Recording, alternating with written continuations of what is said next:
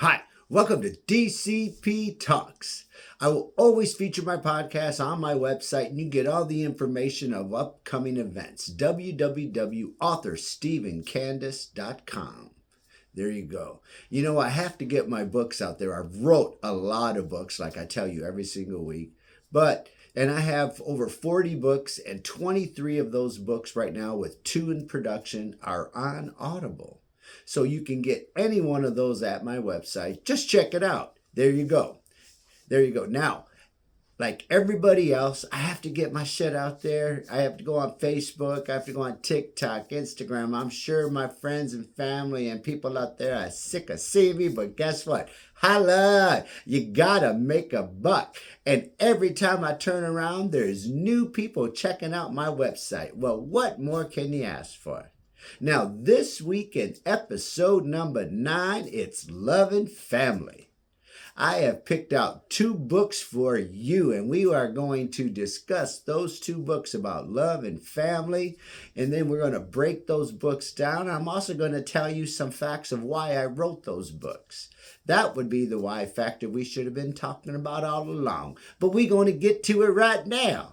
All right, so, any thoughts or any questions you have, you can always send them to me and ask me at www. No, there ain't no www. Sorry, it is authorstephencandace@gmail.com. There you go. Now, let's get to it. First book we have is on Audible, actually, and it is done by Dak Connor. It's called A Father's Love in the Love and Happiness series. Now, why did I choose Dak for this book? Dak's got, man, when he talks, it's got that Sam Elliott vibe. When I was looking for Steve, I was looking for a male voice to come through Steve, because these 4 books is about his life. It's about how he's going through it. That A Father's Love is the first book. Then we have A Blind Side of Love. And then we have Love Will Find You. And then Love Grows on the Farm is the completed set. Well, there you go. So, A Father's Love. Now, this story is about a young man, Steve, now. Steve is from Canada, and he is in Houston, Texas, and he is being trained as a consultant down there. Now, during his training, he gets a phone call that his father has passed away. So Steve has to go back and deal with his father's love. Now, on his way back, his aunt calls him and tells him there is a storm just above Nashville and he should stop and spend the night. So Steve does stop. And then he figures he hits a local diner before he goes looking for a bed and breakfast. Well, by the time the story turns, he meets Tanya, who is in the diner. And then Tanya's family owns a bed and breakfast. So what a perfect plan that is, to where, it kind of worked out in his favor. He's from Canada and he's in Tennessee. Don't know where the hell he's going. Let's think about that. Now, we've all been there. So we figure we're going to stop at a little diner, get something to eat, and go figure that the girl's parents owns a bed and breakfast or a big enough place that used to be. Cool. I think that's good. So this story actually will unfold. Life on the Prairie, one family's journey. This is a compelling, beautiful story about a family life on the homestead on the prairie. Now, there was a gentleman that actually owns this now in the more later times in the 1940s, when they're tearing up the houses and tearing it down. And then through the floorboard, he finds a diary. So he looks through it and finds a diary. Well, so therefore, he turns around and he opens up the diary and starts reading it about the Jenkins family. And Miss Laura Jenkins is the one that wrote the story. So she's telling about their, everyday accounts for. So he gets excited and he's like, oh my goodness. So he starts scanning through it and notices some of the pages are wet and damaged, but there's a lot he can read. This is an impelling story to him. He is so intrigued after he starts reading it about all the kids' names in the very beginning and how all of a sudden he starts scanning. This is their life on the prairie. Now, I don't know about you, but life on the prairie, okay, let's talk about that. We're going to save that shit for consequences. Because life on the prairie, first of all, like, okay, well, that's a good why factor there. Like, why the hell would you go? And don't get me wrong, I guess, back in the 1862 is where this story takes place in Colorado. This family comes from out east all the way into Colorado. And that's is where they chose to put their homestead. They bought some property, got the homestead. Now they're in happy land and everything. Who cares about the people around them want to take it, or the Indians that are pissed, or, other things. I mean, but still, this was the prairie back then.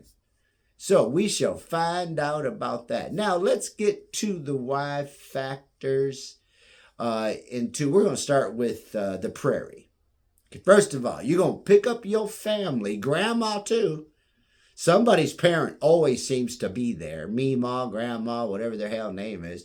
Now you're going to turn around and put them in the back of a wagon with some kids, load up the wagon, and go like 500 miles. And back in those days was like a week.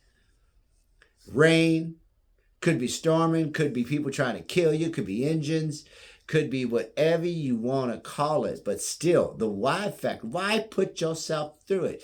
Then when you read the book because of the journals, why would you stay?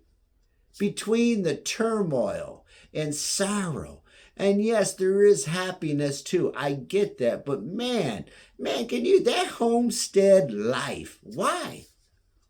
Why would you just put yourself through it? You got to fetch water from a lake or a river.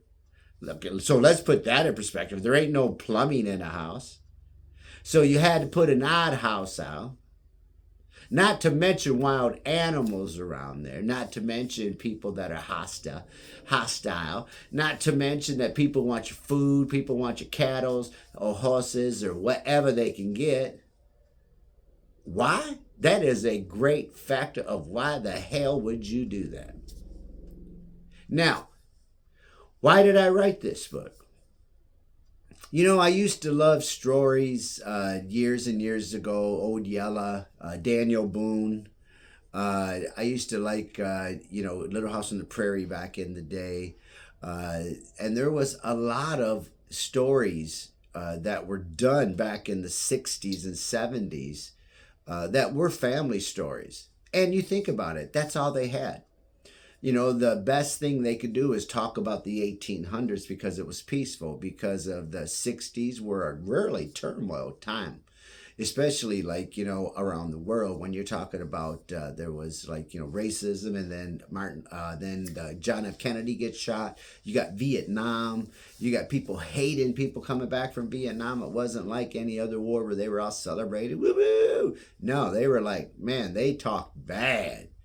I had a cousin that actually went to Vietnam and actually came back because he got a bullet in the leg. And so, he came back kind of early, it seemed like. But hey, he went there. He did it. He was a Marine, actually. Yeah.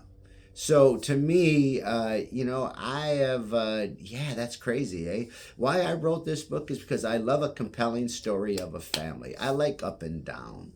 When you think about it, this is our story. This was my family's story, just about going to the farm. We always went to the farm. So we always went to a farm that was in the family, and it was a lot. And I wrote this story because it reminded me of the farm and the prairie life, which I loved when I was growing up. I love Westerns. So it kind of put me back in that scene. Now, a father's love. Now, why would I write that, right? A father's love, especially the first book, is about dealing with the father's death. Now, any one of us that ever had to deal with the father's death, which I have, it is the most devastating pain that there is. If you are close to your parents, there ain't nothing that will compare to any kind of pain you will ever have until one of your parents go. And then when the second one goes, devastation to no end. You cry like a little damn baby. You might as well get used to it now because it's going to hurt. We're talking about hurt. I've lost a sibling. That parent is like level 18, and my brother was a level 10, and it really hurt too, just as bad, right? But the parent, They're the ones that brought you in the world. They're the ones that gave you life. They're the ones that paid for your way most of the time. They're the ones that are helping you now in your grown-up years with grandkids or with whatever they do. So when you lose one of them, whoo, man, it is a bad week. It's a bad year. That's all I'll say. And you never stop thinking about them, ever. Every day come in your mind. There's always something that reminds you of them, something you do, something that's said, something you hear on the TV. You always remind about the ones that have passed, and you hear them in their voices. That's all I can say. So when I wrote this book, and I literally put my actions of me going through all of this whenever my father died. I was in Florida, and I had to drive all the way back up north to Michigan to deal with it. And on the way, I left my wallet in a gas station. It had all my money in it, over $300-something in it. And yep, left it 3 hours away from Michigan, had to go back, and guess what? Didn't get nothing. So it shows you that things can happen, like you deal with the emotional turmoil of losing them. So I put that in this book. This book is about me going home to deal with it. The drive, the stopping, every little detail. That was me in a book. Now, so then it showed you where, to me, then you just have to deal with it. Now, this is a compelling story because of the fact in the early 70s, Stephen Lake's mother dies. Well, his father, for every Christmas past then, has taken him somewhere super special. He wanted to make sure he felt the love from him. So, and this is what it's about, is him thinking about all those great special places in book 1 that they went to. Do you feel that, like Life on the Prairie, that they felt that there was a whole new lease of life, there was a whole new beginning? Like most parents, we want things for our children. We want to make sure our kids have the best. So in Life on the Prairie, that's exactly what they were trying to do. They were trying to make sure that they have a life for themselves and for their, children. Now, no one knows what it is like unless you've done it. And I've done it twice, and it ain't no God blessed joke. Where you've started out and left and have nothing, nothing to your name. When I came to Canada, okay, what burns my chirping my ass right now was when I came to Canada, okay, I had $500 to my name with my wife. That's what we had. And the government let me in, and the government signed and told me I had to find a sponsorship, but they weren't helping me at all. It's either I make it or I can go back home. So now you know why that kind of chirps my butt, because of the fact of what is handed out today. But to me, it's like anything else. Okay, you want a new lease on life. These people thought they were getting the grand, they didn't realize how much work and devastation that they were going to have to go through. You really think about it. They were going to have to go through like so much turmoil. Now, in a father's love, okay, Steve, his life's changed. When you lose somebody, everything changes. Now, he's got to go back up north, deal with his father's death. Then he's got to deal with his father's estate, if I'm not mistaken, or his will. So there is a lot of change for him. Like, he will have to have a new lease on life. He will have to change. Then what about Tanya? Him and Tanya really hit it off. So as you're going to find out in book 1, everything's changing in that boy's life. I mean, he's going to have to make a decision sooner or later. So to me, when you think about it now, is that, they both have a new lease in their mind on life. They both are going to change one way or another. And once again, we will ask this question about on the prairie. Will they regret their decisions to go out there? I think that in their case, they're going for a new lease on life. They're not trying to look at whether it's right, whether it's wrong, whether the components are hard, whether they're not, whether or not it's raining, whether or not it's going to be harsh weather. They want a new life. They, when you think about it, they must have had really nothing if they're going to do what they do. They can't have a regret. They will say they have a regret. Many of them have said they have left and they regretted leaving, so they went back home. Once again, there's no such thing as a regret. It is bad decisions. You make a decision to do what you're going to do. You did it. You did that. They can't regret a decision about going out west, taking their children's, taking grandma or taking whoever, how many families if they go. And then when there's sorrow on the way, you just can't have that regret because to me, you chose to it. Someone's going to say, I wish we did not come. Now, that's not a regret, see? That's a decision they're saying. They wish they made a better decision. That's all. So to me, when I look at that, now with Steve, there's no such thing as a regret. The only regret that boy is going to have is that he didn't know his daddy was dying. His daddy kept it from him. Now, that's just part of the story. You're going to find out. You got to read that shit because it's a lot of turmoil in there. So his only regret is that he wasn't maybe at home.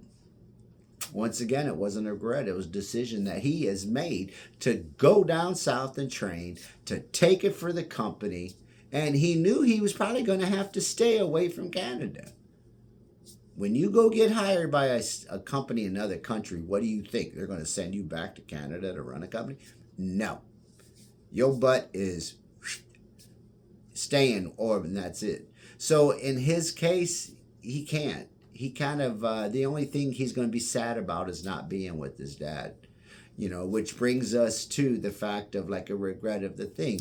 When my father and I, towards the end, my father passed away.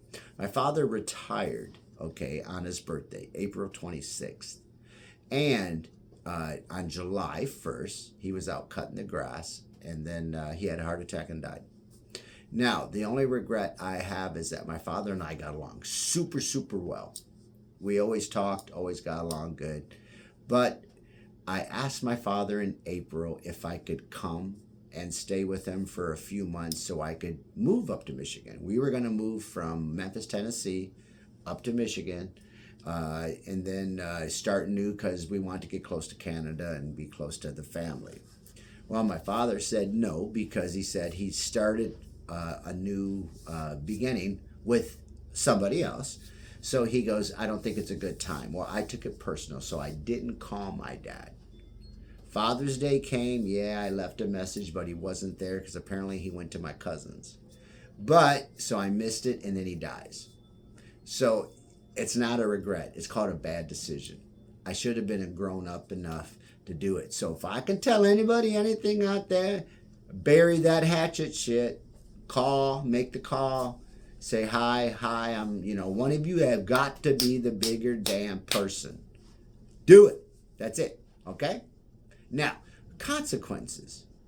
Both people have consequences for their actions. Steve have got to drive a long way. Steve could have stayed an extra day. Steve decided to drive right in the middle of a snowstorm. Now there's accidents. There's cars totaled. There's all kinds of stuff going down. People injured everywhere. Okay? And where is Steve? No one knows. Well, ain't that happy? So his consequences of taking off, and then he's going to have consequences for dealing now with everybody's going to be mad. Then he's got to go up. But as far as consequences for him after that, there really isn't any. There's not. He's going to drive up and deal with his father's stuff, and that is really kind of cool. So to me, I look at it as he doesn't really have a lot of consequence there, okay? Now, as far as life on the prairie, there's a lot of consequences. Shit. Let's make sure we understand something. You don't know what you're doing on the prairie. So let's put this into perspective. On the prairie, if you plant something and you did it wrong, it's going to die. If you don't water it, it's going to die. If the birds come and eat it, it's going to die. Rabbits, if the animals, you got to build fences. Imagine back then what it took to plow a field and then to watch it or what about the rains? You couldn't stop it. So the consequences for them came harsh punishment. Fires couldn't stop it. Snowstorm couldn't get warm. Think about it. What about the kids walking to school? Damn, in the snow, man, carrying their little, pail, like, geez, Louise. I like that one. But think about it, like Consequences, their ass was handed some very seriously consequences. Now, both stories reminded me of a wonderful movie, which I recently watched. My sister and I love this movie. Steel Magnolias. See, in Steel Magnolias, is the moral of the story is you don't know what is going to hit you and your family. Unexpected twists and turns, unexpected sorrow, but at the same time, there is love and happiness. Then there's the darker side of life that can happen. The only thing I can remember is, it's just filled with family, love, and you have to just rely on one another whenever all these kind of things happen. So to me, it's just one of those things. Now, you always remembered what you were told now. If you ain't got nothing nice to say, come sit next to me. We could talk about it. In both of these books, you will love these characters. You will love the way they are. You'll like the kids in Life on the Prairie. I mean, those kids are always, the boys are always into something. Okay, not to mention the dog. But it's a really good one. And Steve, when Steve meets the Walkers, Steve's life's changed. It's funny how you can meet people and they accept you for who you are and bring you into their family. And in Life on the Prairie, yes, there are challenges. There are turmoil, but there's also happiness.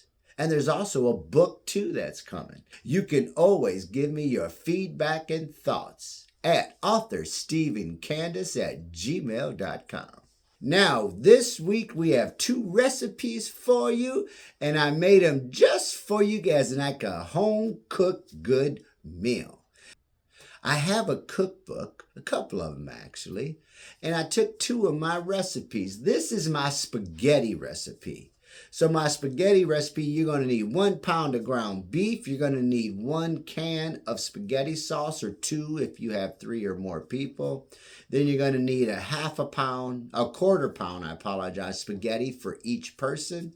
You're going to need a tablespoon of salt, and you're going to need some crushed bell peppers if desired, along with some Parmesan cheese if desired.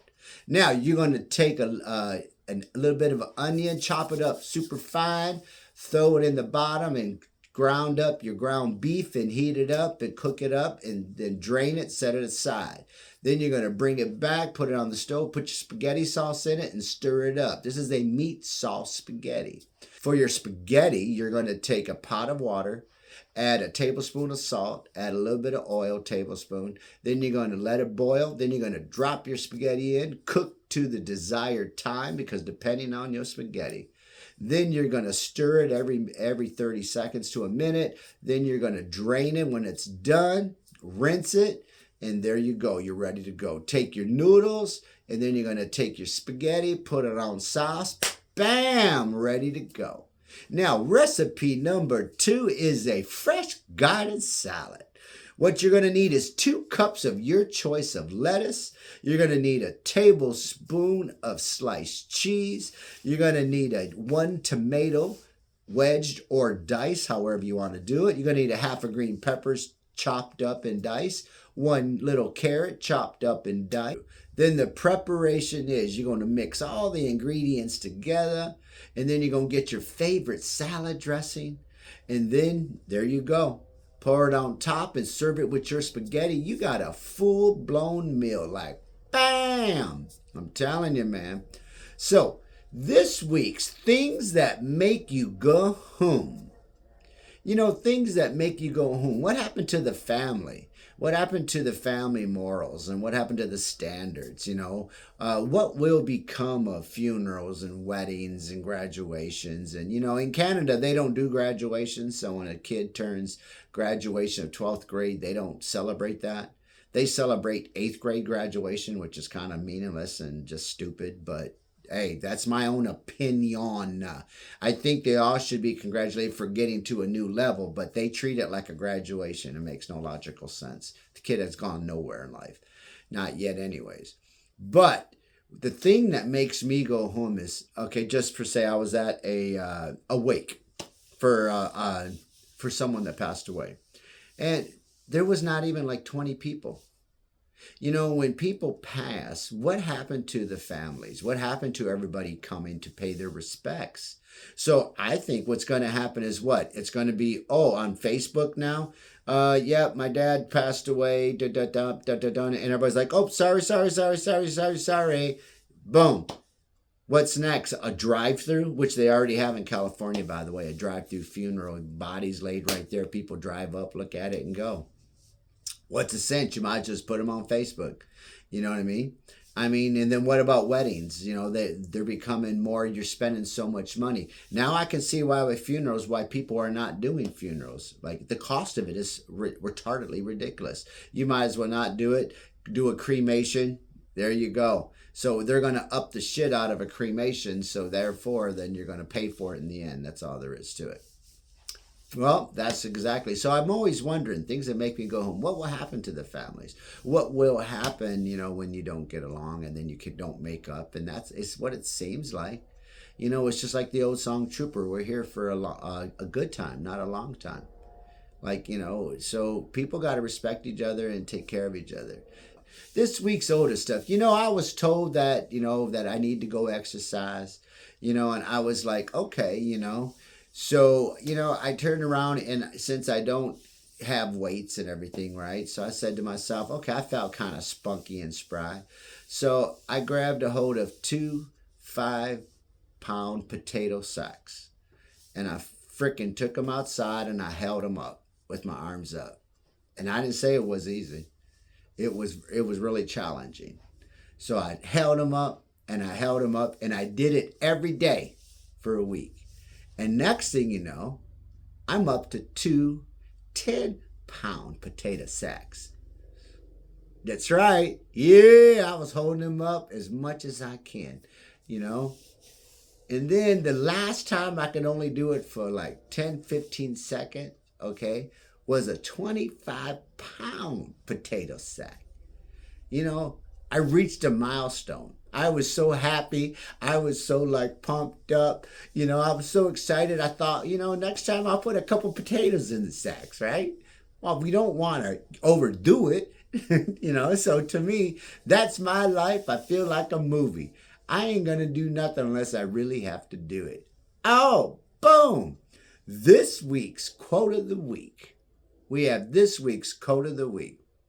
All your dreams can come true if you dare to follow them. All your dreams can come true if you dare to follow them. Now, I want to give a shout out to all my family and friends. You know, I know who you are, like, you know, Corey, and we got Kimmy, and then we got my boy, and then we got all kinds of people, my daughters and everybody else. Thank you very much for supporting me. I just want to give a shout out to everybody. I love y'all. DCP peeps. Now, let's enjoy our lives. Enjoy our week. Let's relax, sit down, and grab a book. And hopefully it's one of mine or an Audible. Put the headset in and go. We will chat and talk to you soon. Holla! And here we go. You guys have a great day. DCP Talks on our new adventure is out.